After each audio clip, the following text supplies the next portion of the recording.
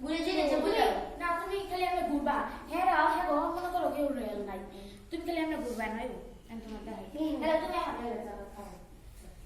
এই যে খালি আমরা সবাই সবাই মনে করে একটা রেল আছে হ্যাঁ মনে না খাও খেয়ে খাবে